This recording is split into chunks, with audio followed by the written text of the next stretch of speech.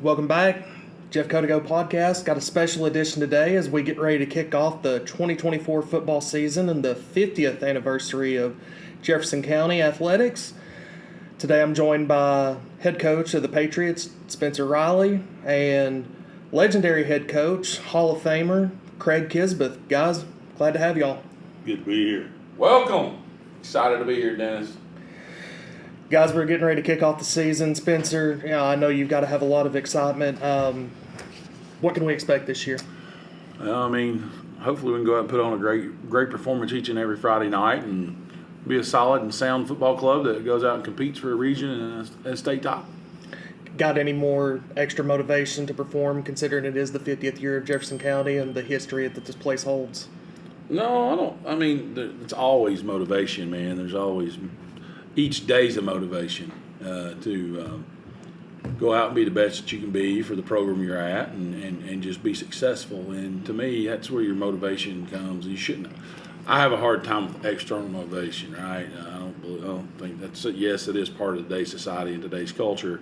But for me, it's not ever been external. It's never been the deal. It's always been self-driven. And hey, I want to be the best I can be, the great for whatever I'm doing. If it's playing tiddlywinks, I want to be the best at it. Well, we're going to start off the year by dedicating a stadium to Coach Kisabeth here. I know that you were a big part in kind of leading that coalition to get that done. What brought on the idea to make this happen? Well, we've had it, and we've been trying to get it done for the last couple of years. The Sideline Club and Darren Breeden and the Sideline Club and I and some other former players have been involved in this as we've moved forward and was able to. We just got it done at the right time, and there was no reason not to. I mean, Coach Kisabeth won 169 games, right? 169 games. You know what I mean? More than any other coach will ever win here. I'm just being honest about that. So, you know what I mean? He done more for this school, more for this community than anybody that I know that could benefit. This school benefited so much from having Craig Kisabeth here because of what he'd done as a football coach and as an athletic director. Well, I mean, like you said, 169 wins, so many championships, put the program on the map from a state consistency, state title, yeah. Competed for multiple state titles. Coach Kisabeth, whenever you learned that they were going to honor you by naming the stadium after you, I mean, what were some of your initial thoughts? Well, my heart exploded. I mean, it just great honor, and what can you say other than thank you, and thank everybody in Jefferson County for supporting me over those years. And it's just been a Cinderella life for many years, and I've enjoyed every minute of it. And I think the fans can remember those days and look back and see a lot of great times and great football being played. And it was my pleasure just to be on the sideline watching it. To not only have this kind of, I don't know, I mean, what would be another word for gift or, show of appreciation, I guess, from some of your own players, but the school that you gave so much to, what does that mean to you? Means a lot. You give your life to this program. I spent around 20-something years. I can't remember exactly how many years, but quite a few years here. I've considered it home for many years, more than half my life. And I think I look back at the time when I was coaching here, and all the administrators during that time were so good to me and my family. Looking at my family growing up here and appreciate all that Jefferson County has done for my family over the years, and all the staff that have come and gone out of here have coached with me. Got great appreciation for them, and even the support staff, the trainers that have gone through the program, and the student trainers, the managers, and all those that have supported me through those years.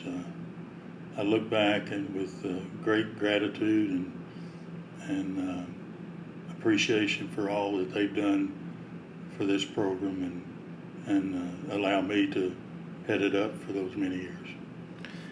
When you got here, I mean, this place quickly became a powerhouse, but it wasn't that before you got here. What was it that you saw in Jefferson County that made you want to come here?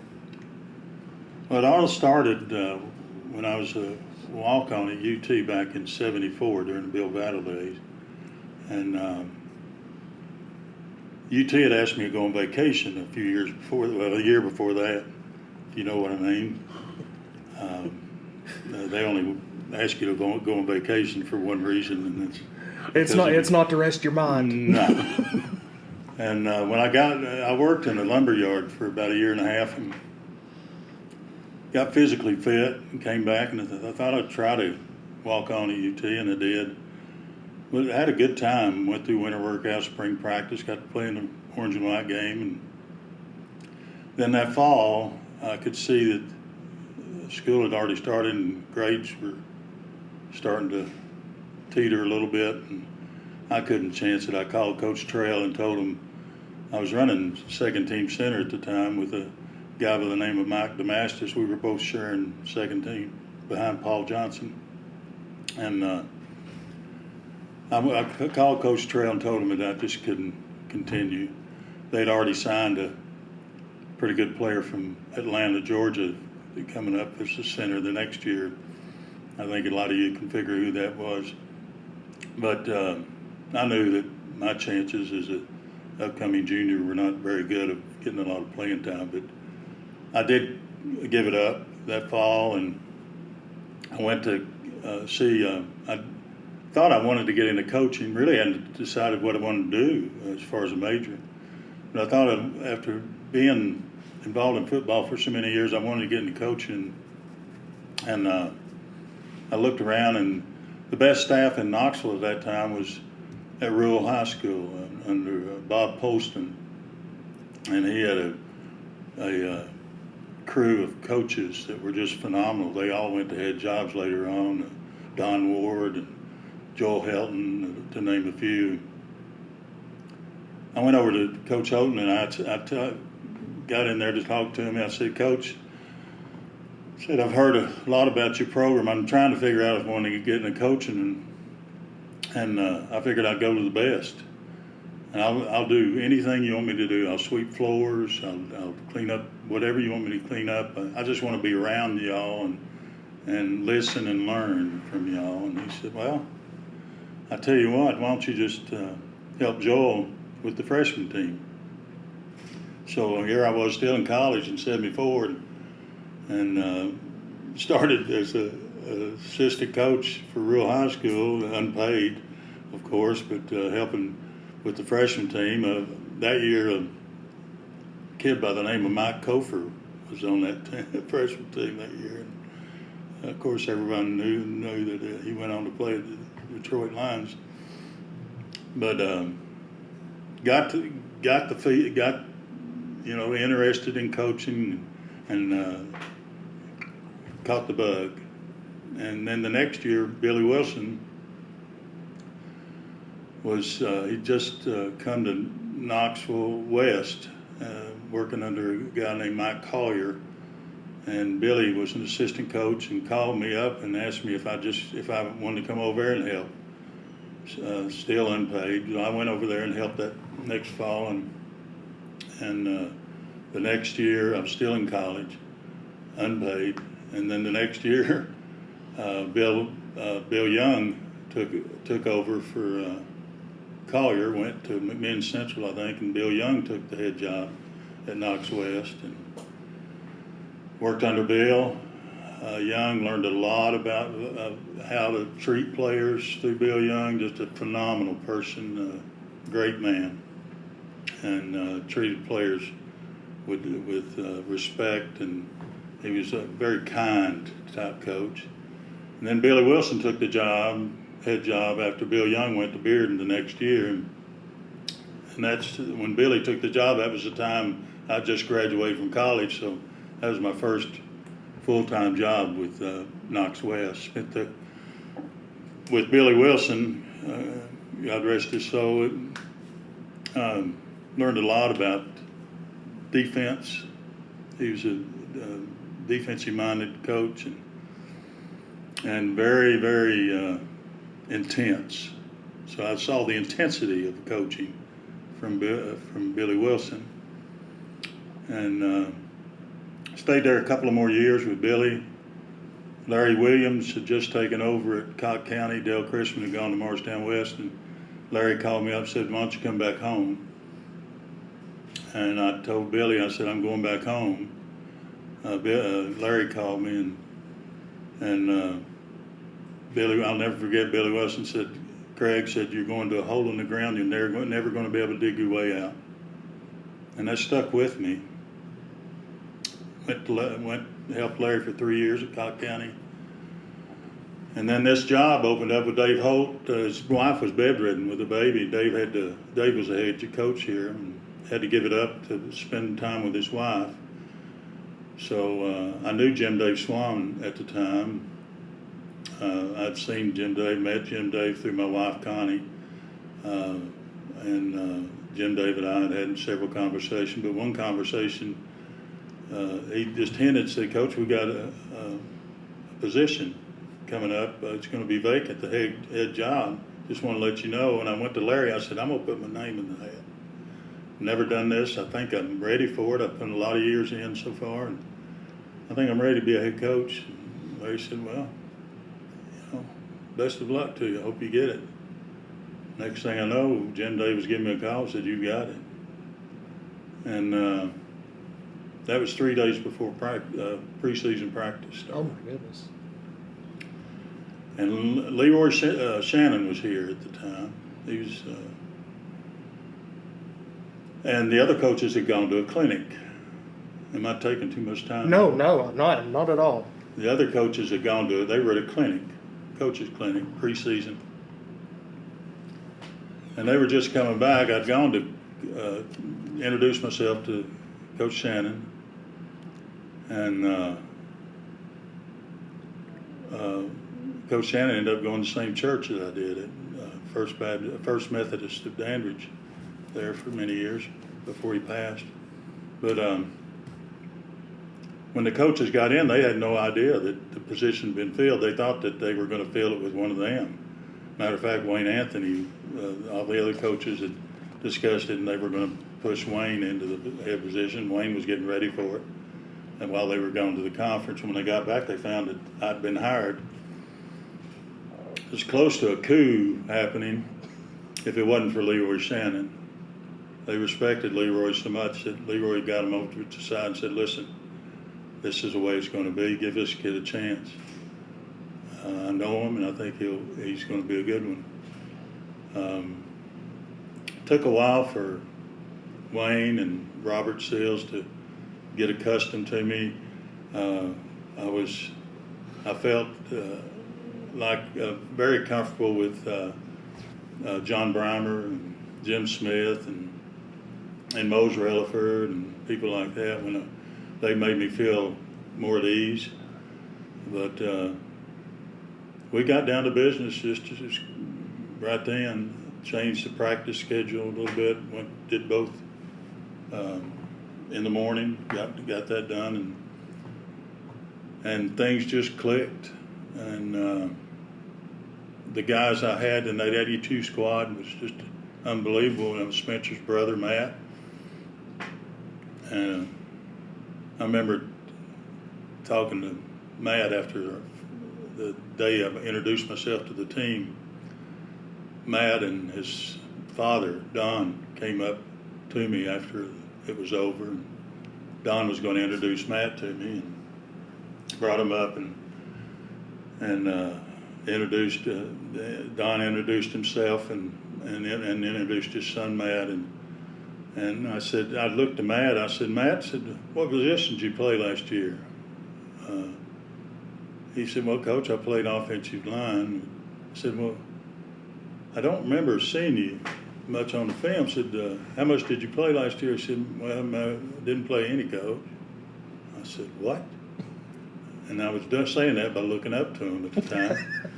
And I said, well, I think I'm going to be able to find a place for you to play, son. Said, you don't have to worry about that. Them Riley boys, they grow big, don't Oh, they? my goodness, they do.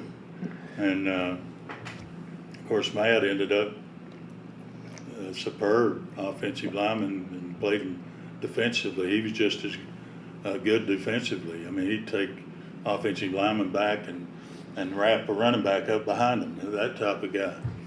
Just a very aggressive, very good athlete. You mentioned, it was a little hectic whenever they first brought you in. What did it mean from you to get a vote of confidence from Leroy Shannon, the first head coach of this program? He made me feel at home.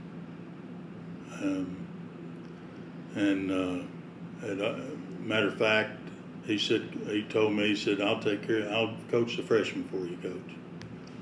And boy, did he coach them right. He and Mose Relaford did an outstanding job. Rick Center came in a little bit later and helped with the freshmen, and they did an outstanding job in preparing those kids, obviously, because we just kept reloading them year after year after year, and a lot of it had to do with the prep they got from Coach Shannon. And when Leroy Shannon passed, without hesitation, I and a couple others started a movement to get that field named after him, and it didn't take much at all convincing anyone to get that done, and thank goodness it was. Those first 3 years, starting with the very first year, program had yet to even see the playoffs. You guys not only went to the playoffs, you won 2 games in it, and then from there you didn't lose in the regular season for your first 2 years here. How did all that end up setting up? Because, they were a good program before you got here. Dave Holt's last year, the first only 2 years, they won 8 games, and then they won 6 games.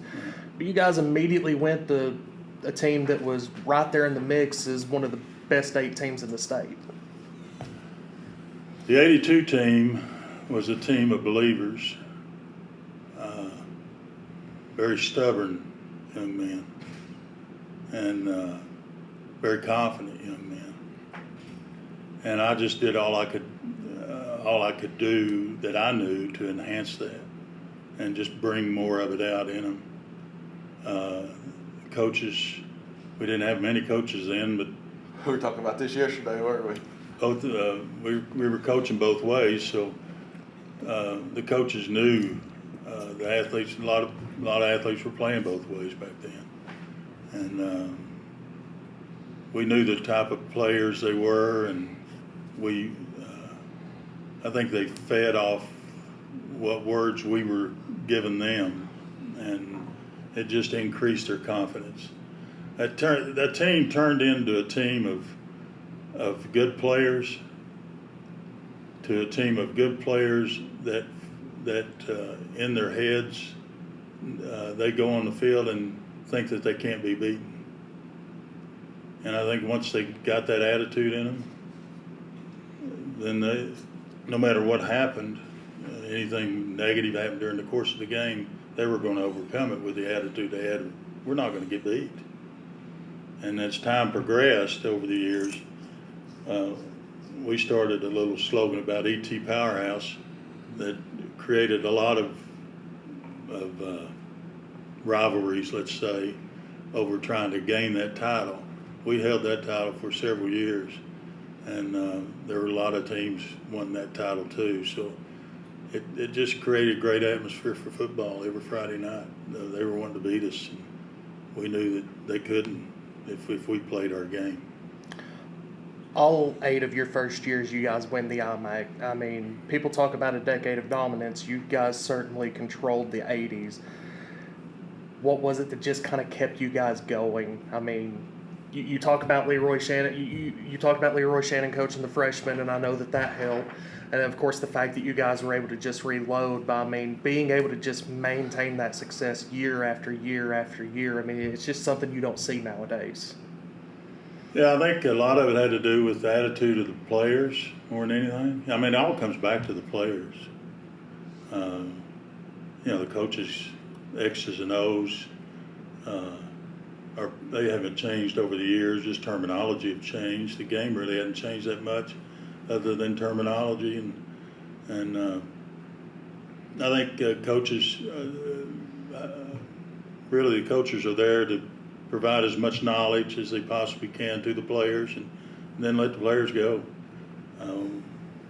Like I said, it was earlier. It was our pleasure just to stand on the sideline and watch them play. We couldn't wait till Friday night just to watch them. The game plan, of course, is done by the coaches, but the play is always done by the players out there, and it was our pleasure just to stand and watch them. It was a virus that had gone through the entire team year after year after year. The next team didn't want to let the previous team down. The 82 team started it all. The 83 team didn't want to let the 82 team down because the 82 team really should have been in the finals. They got beat by Lincoln County, who went and won the state championship later on. And it was our first time there. We just didn't know how to handle it. But then 83, we made it to the championship game. And I, as a coach, learned a few things about how to handle it, which I used in the next time we were there in 87. And then learned from 87 how to handle it, and then we got there again in 96. But it's a learning process for the coaches. The players knew they could get there. There wasn't any question in their minds that they were going to have a chance at another state title. If you go back and look at the seasons we have several chances of so close to a state title. 86. Season before our state championship, if Joe West hadn't have been hurt the first game against Oak Ridge, his knee blew out. There's no telling what we could have done with Joe West. I mean, he was a future NFL player as far as I was concerned, and Eddie Massey. I think that was Eddie's. Maybe before that. I can't remember Eddie Massey. One year, I think it was 86 maybe. Eddie Massey got a broken leg right before the Murfreesboro-Oakland game. I think that was I can't remember exactly. But Oakland beat us that year and went on to win the state championship that year. So, and they just beat us 13-12 without our two-time first-team All-State nose guard. So, things like that over the years. It's just the 85 team, best defensive team ever in the history of the school. A phenomenal team. Again, they had their opportunities, just didn't work out. And against I think Craig County that year maybe. So 7-6 in a downpour, and we fumbled a punt and put them in good field position. Of course, they had a pretty good quarterback that year, Andy Kelly, and he took it in and ended up kicking the extra point for the win. So,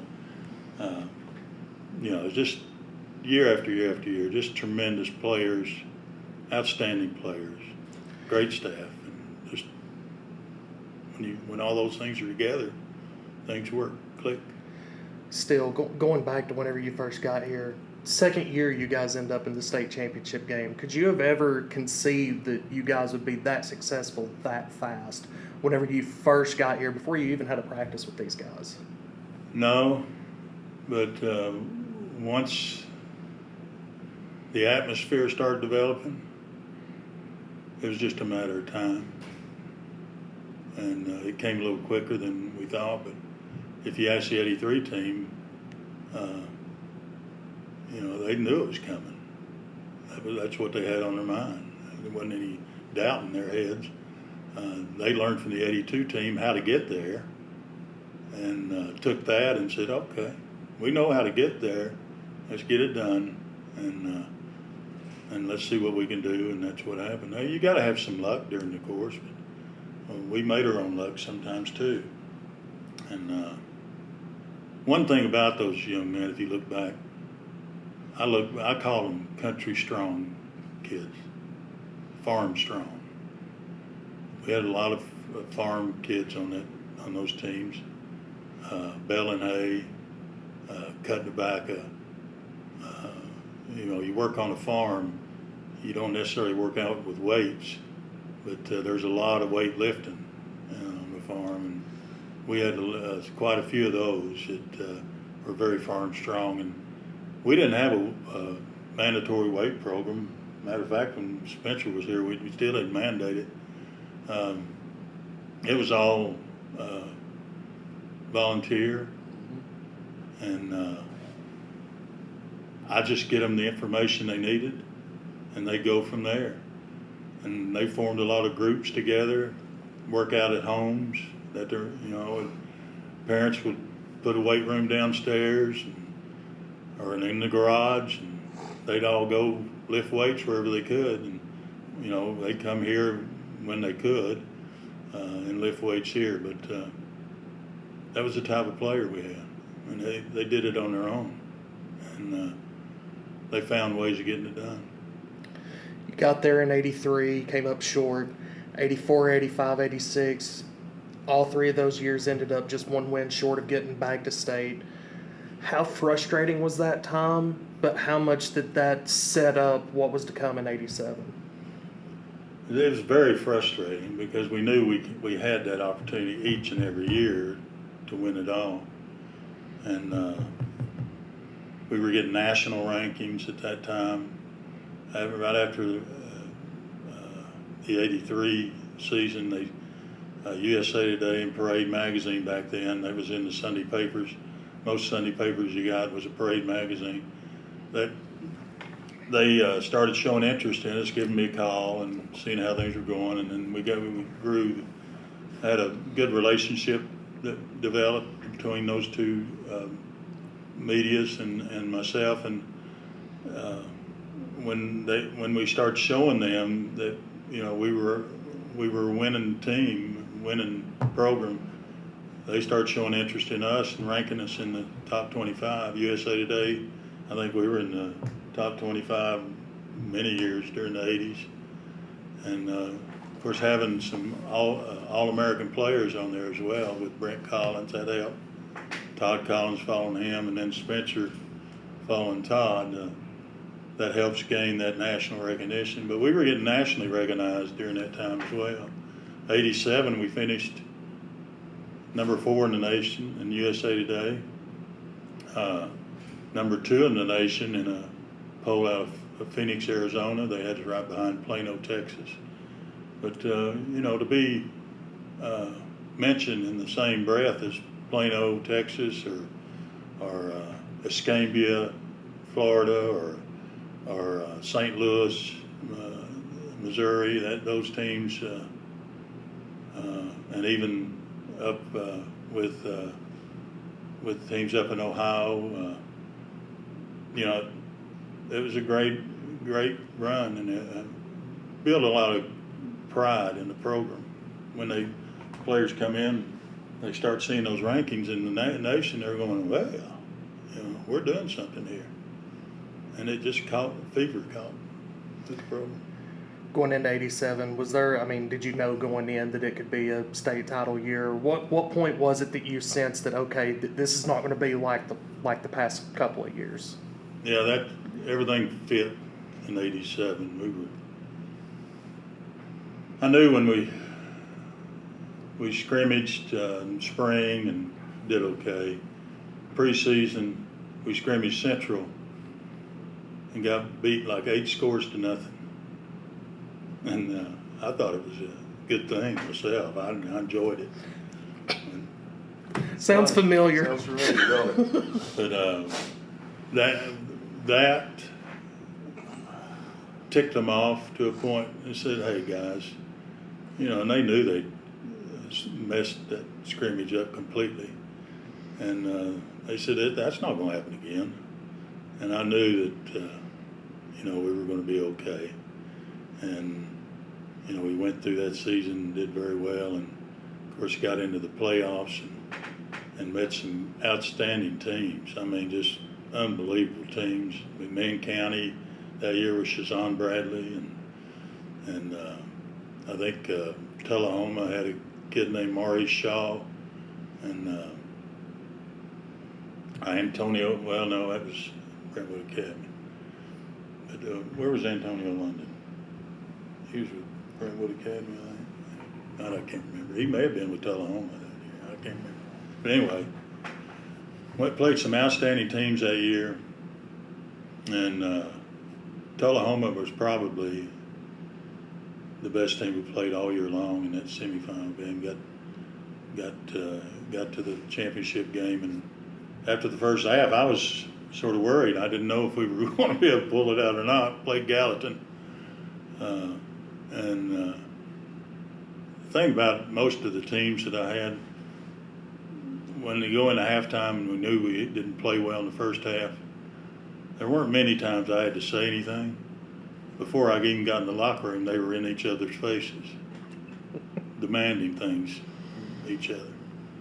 So that's what happened in the championship game in '87. I walked into halftime and I saw them working each other pretty hard, and I just turned and walked out.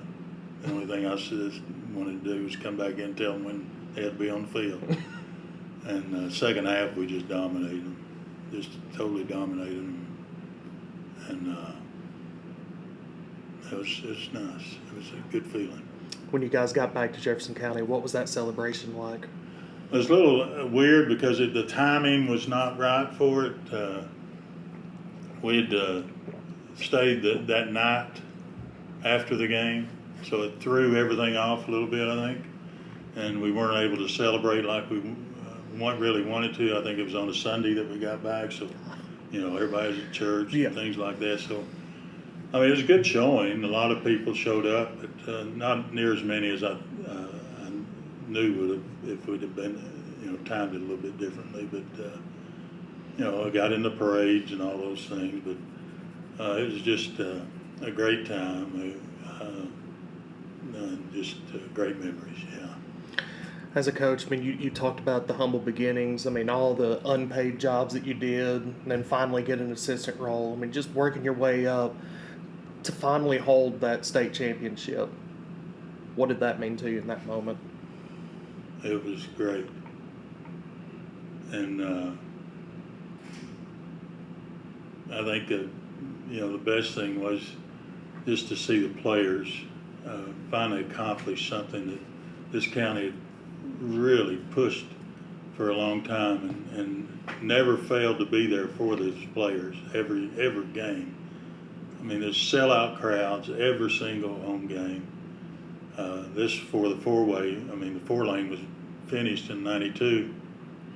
They were parked all the way up to Hardee's. That's how big the crowds were here. We took the same number of people to away games. We had more of our fans at away games than the home team had in most cases. But it's just I look back at all those years, especially at that time, and of course there's you let the air out. It's finally done. But as a coach, the next day, it's behind you, and you're thinking of the next year already. You don't get a chance to celebrate it that long. But the players, a lot of them were seniors, and oh man, it was just a great feeling. Yeah. You guys gave your region a 1-year break in '90 from winning the championship. Then you went right back into stomping the mud hole and everybody. I mean, that run that you guys had from the '80s going into the early '90s as well. What do you remember most out of that? Because I mean, that's a long span of time. But what do you remember most out of that stretch?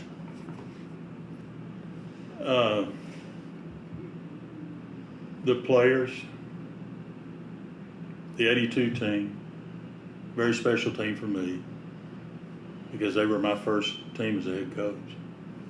And what they showed the rest of the players that followed them, they showed them the road to victory and how to get there and the attitude they had to get there. And for it to snowball from that point, I go back to the '82 team and I give them all the glory. Because if not for what they proved can be done, I don't think it would have ever happened for Jefferson County. Because there would have been that little sliver of doubt. And when you have that little sliver of doubt, I always told the players, I said, one negative can overshadow 1,000 positives. And it's true. And that sliver of doubt can overshadow any confidence that you may have when it comes down to really needing you focused and ready to play. So that '82 team eliminated all those slivers of doubts. And I think the teams under Spencer, under his leadership, I can see that confidence building in them. I haven't been around them a lot, but I've been around them enough to sense that. I see the confidence in the coaches. I see how the coaches believe in their players, and I see all the ingredients that's needed to be a very, very successful football team. And I'm looking for a great year this year. I really am. Not putting any pressure on Coach Riley, but Thanks, boss. It's already the hardest job in the world following a man like you. no, but I'm looking for great things out of Spencer's leadership. I think the most impressive thing to me, and it kind of gets lost in today's day and age, is back then you had to win the IMAC or the Big East just to get into the playoffs. Right. Well, going into that '96 season, things had changed by then. Yeah. You could still sneak your way in. Right. And going back and looking at that, I mean, J.D. Vaughn did a great article on that a couple of years ago, Right. kind of recapping that. You guys were a 3-4 ball club going into the last 3 games of the season. Was there any point that you thought, we'll still make it to state? I think at that time the players, the doubt had surfaced back, and they weren't having a good time.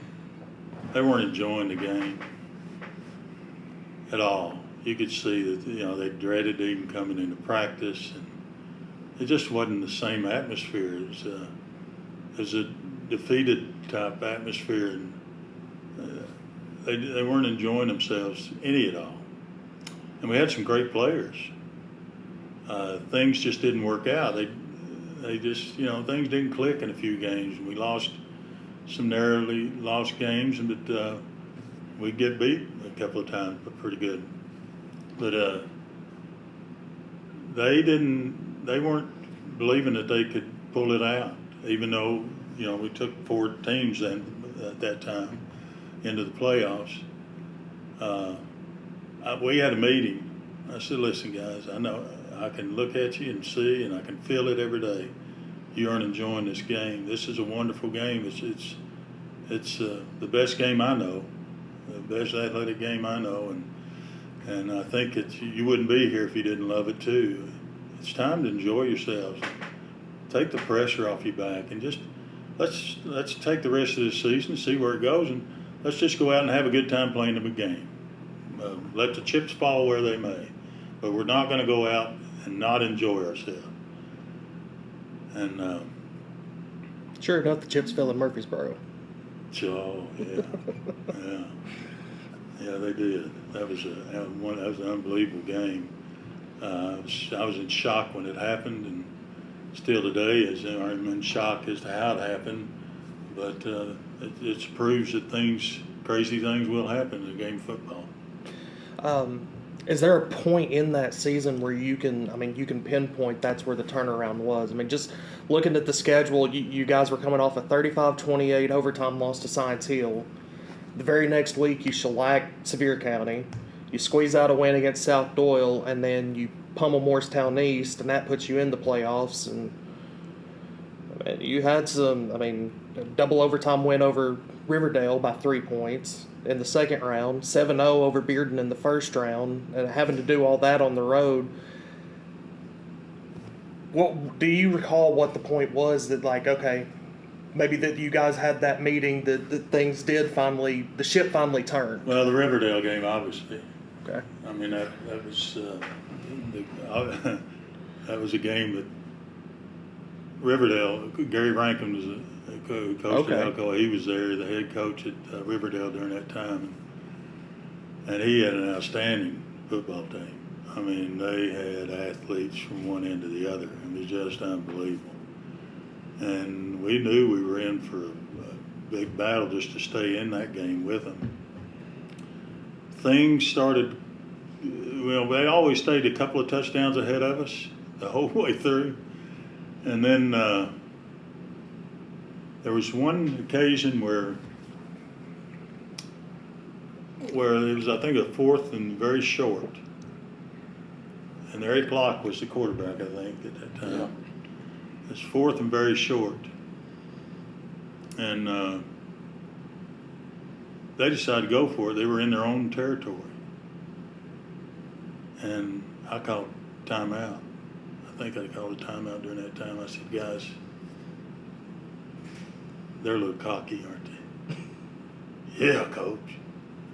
I said, well, let's stop them. Let's see what happens. Let's stuff them. I had a good feeling knowing what they were going to run. Because great teams like that, they're predictable a lot. So we had a good down and distance situation on them. And sure enough, they ran. And they ran a sneak. And we stuffed him and hurt Locke's ankle. He had to go out for the rest of the game. He went out and came back. He was limping the rest of the game. But that next drive, we took it in and stopped him took in the next drive, tied it up right at the end of the game, and went into overtime. First overtime, obviously we tied. The second overtime, I can't remember the down and distance situation, but I can't even remember if we scored. We scored first in the second overtime. And it came down to a play where we had to stop them. And if we did, we won the ball game. And a guy by the name of Justin Schrader, we call him Moose Schrader, he was our Sam linebacker, strong linebacker at that time, play caller, defensive play caller. We'd gone over this play that they'd love to run in that down the distance situation, and when they got down near the goal line, we knew they liked this particular play. And timeout was called. I go out, huddle. I look at Moose. And I said, "You remember what we practiced on this week?" I said, "If what they like to run down here." And he said, "Well, I don't know, Coach." I said, "You remember if the back goes in motion, what they do?" And it started clicking in his head. Yeah, I remember. You remember what we were going to do automatically if we saw that? Yeah, Coach. I remember. The players were going, yeah, we remember. And all it was they were going to run it was sort of like an option type play, but they were going to give it on the option. But we had a stunt called, automatic stunt, right into the play. We knew what play they were going to run, so we were going to call an automatic stunt. I said, if you see the back go in motion the particular way, you know what to do. He said, yeah, Coach, I know what to do. So I'm running off the sideline. I have to turn because they're getting ready to run the play. As I'm turning, I see that back go in motion, and I see Moose, he tenses up, and you can see his head going back and forth. And he's making a call out, and they snap the ball and stuff him in the backfield. And of course, you can hear me. I don't think I'm on the mic. I just start screaming. I can't believe what happened. But I knew right then that these guys are enjoying the game. They're loving every second of it, and now they're playing the game like they're capable of playing. And I knew that we were going to get there, and just a phenomenal season, unbelievable season. Charlie Gilbert, quarterback, was just a great option quarterback. A lot of great athletes on that team. I mentioned Justin Schrader and many others behind him, and Jake Bacon. I can go on and on, but they've got a lot to be proud of. That 96 team. You gave 20 years to this program. When it got to that time to kind of give it up, how hard was that for you? Well, it wasn't that hard. I knew it was time pretty much for me. I knew that the fans were sort of grumbling a little bit. We weren't the same as we used to be. There's a lot of factors involved in that, but I knew what they were thinking, and didn't blame them really. But I told Dale Snipeman when he got the principalship here, I told him, I said, I'm going to go 2 more years and I'm going to call it, but I'm going to get this team ready for whoever's coming in. We played a lot of young kids those next 2 years, lost some ball games, obviously, but prepared a good team for whoever came in here. And the person that came in obviously rode them a couple of years, and they did very well. I mean, they got in the playoffs. Just an outstanding team. A couple of them played Division I ball. But, yeah, I knew we'd prepared for it, and knew in those 2 years we were going to develop. The coaches, all the assistants knew what was happening, and then I was going to give it up, and that's what happened. Stepped into an athletic director role. How important was it for you to be able to stick around just the athletic scene in Jefferson County after giving up head coach? Well, I was athletic director 10 years prior to that. Okay. So, I should have never done that. It took away from my coaching, and obviously it showed. But there was just too much time I had, and not enough time to do it. Constantly and dealing with all sports instead of just one. So it was just too much for me to handle, and I didn't enjoy it very well. But I did the job that I was supposed to do. And then 10 years after, it was a little bit better, easier. Yeah, enjoyed those 20 years as an AD. First 10, not much because I was still trying to coach football, but the last 10 I enjoyed very much so, yes. What's it meant to you to see what this program has continued to grow into, even after the foundation of the very solid foundation that you guys built in those early years? Most of all, it means a lot to see your former players come back and take the helm. And it means a lot to me to see Spencer in this role. Obviously, Spencer has proven himself as a football player here for Jefferson County and for the University of Tennessee and in the pros. But he went through basically the same route I did in preparing himself. Of course, he hit the college level, which I didn't. But along the lines of the same factor, though, when you talk about not getting paid to do what you do and enjoying what you do, very, very, very similar to that. And I can tell by what he's doing that he's learned a lot from a lot of people. And I think those are the better coaches in the long run because they can take from a lot of different areas and combine it to what they want to do, what's going to fit them and their players. I think I can see that in Spencer. Spencer, pretty much every Friday night, he may not be in between the 25-yard lines, but you're sharing a sideline with this man pretty much every Friday night. Yeah. Last year, whenever I talked to you, you mentioned he's been like a father figure to you. How much does it mean having Coach Kisabeth stick around, be with this program pretty much every step of the way, and having that figure there? I mean, he's seen it from when I got here. This is, I guess, year 9 I've been here, right? Yes. So he's seen me when I first got here and how much I've changed today, right? I mean, being a college football coach, is definitely different being a high school coach, right? And this is I tell everybody, it's the hardest job I've ever had. You know what I mean? It is. Coming back to your hometown, being the head coach here and coaching after a legend that Craig is, and Coach Kisabeth is, and those are hard shoes to fill, and I don't want to fill them, right? I just want to make sure I make sure the path and trajectory of Jefferson County continues on the right trajectory, right? And get it back to when I got here.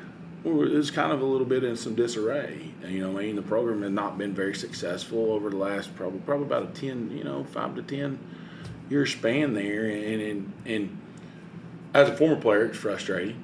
You know what I mean? Because I was on some really dang good football teams here and played under a man who cared and believed about this place. And, you know what I mean? And you forget when you're gone from the program and gone out of not living here what it was like and what it meant. And you come back, and we moved back here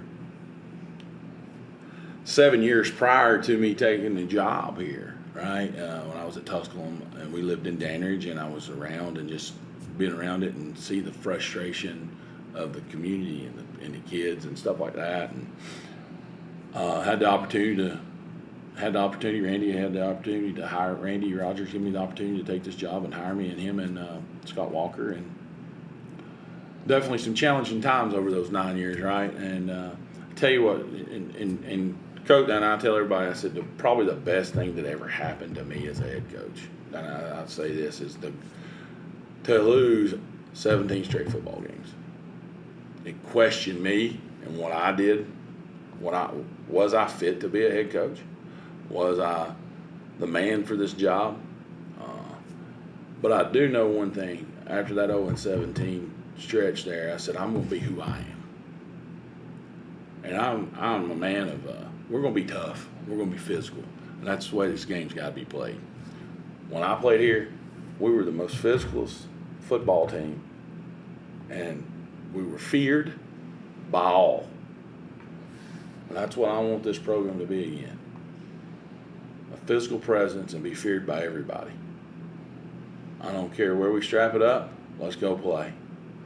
Don't matter. And I think we're getting to that point. Our kids with that mindset, and it's fun having him on the sidelines because I hear him down there, right? Because I know that voice more than anybody in the world, right? And that right there, I can hear it on Friday nights, and he may be 20 yards away. And it's just fun being on the sideline with you, man, because he reminds me of why I do what I do. Right? I just want to carry on the legacy that he had. You know what I mean? My legacy will be what it is. And I don't care what it is. I just want to make this guy proud. I don't care what everybody else thinks. If I make this guy proud, I'm doing my job. You know what I mean? I'm doing these kids right, building great young men. And he's a mentor as a football coach, but also he's a mentor as a father figure. You know what I mean? My dad passed almost 20-something years ago, and he's been in my life for a long time, and just been that guy that I could call, pick up the phone, and talk about whatever. And it's fun. It's special. We were talking yesterday. I said, I'm going to have to write out what I'm going to talk about when we do his dedications, because I won't be able to keep it together, and I'm barely doing shit right now. Excuse my French, but I barely do it right now, because that's how much he means to me. And it's just not me. It's anybody that's played for me. So that's the kind of love and respect us as former Patriots have for Craig Kisabeth. Well, the respect goes both ways. I mean, I love and respect just as much them as hopefully they do me. And what's great is to see them after so many years and look at them and see that kid that you watch play on the field. You don't see the older guy, you see that young guy. And when I see Spencer, I still think of Spencer back in high school. That's the way my mindset is. And all the great memories that Spencer gave me, I cherish and thank God for. And Spencer gave me a lot of great memories, not just in high school, but watching him through college and seeing what he did in college. You know, a lot of people don't realize how great he was in college at the University of Tennessee and what he accomplished at the University of Tennessee as well as here. But it's just, I'm just so thankful for all the things that God has laid in my path. And I'm so thankful for